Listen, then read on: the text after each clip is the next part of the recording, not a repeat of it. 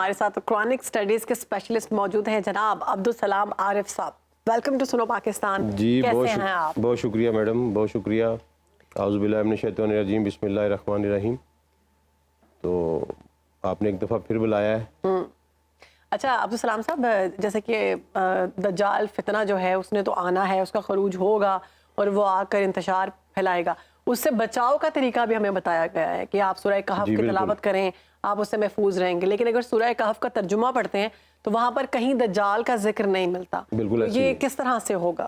دیکھیں, پچھلے پروگرامز میں جو ہم نے کیا اور ابھی آپ نے بھی جو حدیث بیان کی, اس سے یہ بات تو واضح ہے کہ نبی صلی اللہ علیہ وسلم نے دجال سے بچنے کا جو طریقہ بتایا ہے وہ صرف سورہ کہف ہے.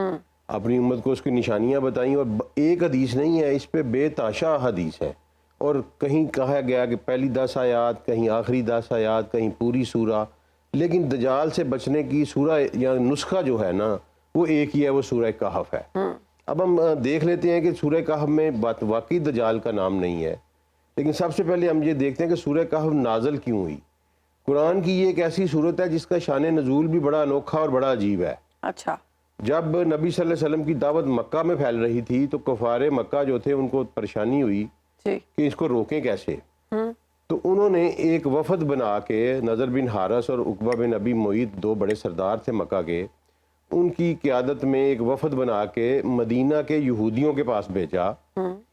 کیوں بھیجا مدینہ کے یہودیوں کے پاس؟ اس لیے کہ جب نبی صلی اللہ علیہ وسلم کی پیدائش سے 500 سال پہلے یہودیوں کو نکال دیا گیا یروشلم سے, تو رومنز نے نکال دیا, تو وہ ڈائسپورا شروع ہو گیا ان کا, وہ بکھر گئے دنیا میں. اور ان کا جو ریلیجیس انٹیلیجنسیا تھا نا وہ مدینہ میں آ کے سیٹل ہوا. اچھا. اس دور میں جو یہود کا سب سے بڑا ریلیجیس اسکالرشپ تھا وہ مدینہ کے گرد و نواح میں رہتا تھا. تو انہوں نے اس لیے بھیجا کہ ان لوگوں سے انہوں نے جا کے پوچھا کہ بھائی ہمارے ہاں ایک بندہ آیا, اس نے نبوت کا دعویٰ کیا ہے, تم اہل کتاب ہو, تمہارے پاس کتابیں ہیں, تمہارے گھروں میں نبی آتے رہے, ہمیں بتاؤ اس بات کو یہاں اس سے نپٹے کیسے, یا یہ بتاؤ کہ یہ سچا ہے کہ جھوٹا ہے. تو یہودیوں نے 3 سوال بتائے. انہوں نے کہا جی یہ 3 سوال اس سے پوچھنا, یہ اگر اللہ کا نبی ہوا تو اس کے جواب آئیں گے, اگر نہ ہوا تو جواب نہیں آئیں گے. اچھا.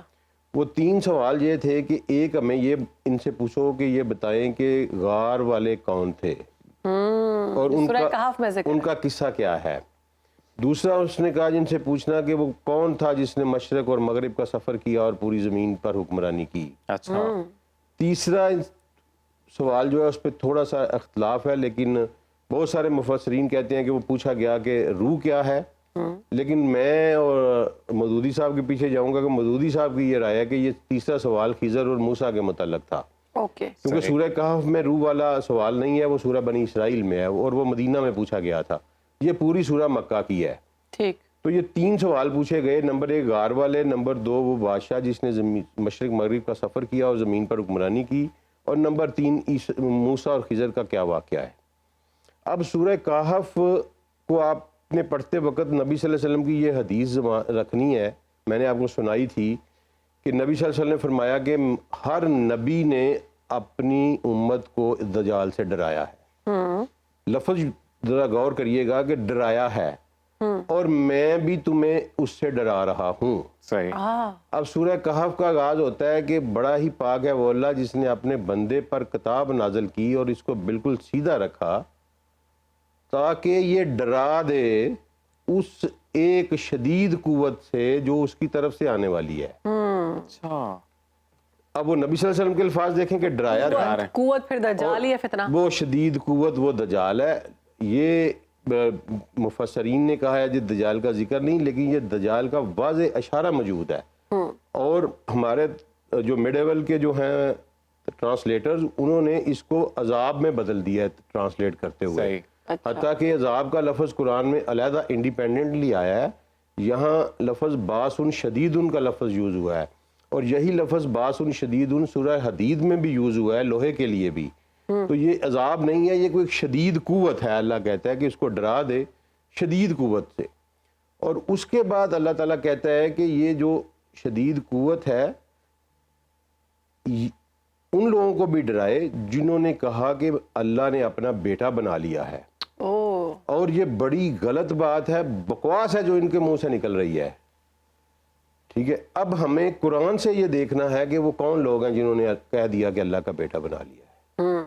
یہ تو کلیئر ہے, کون ہے؟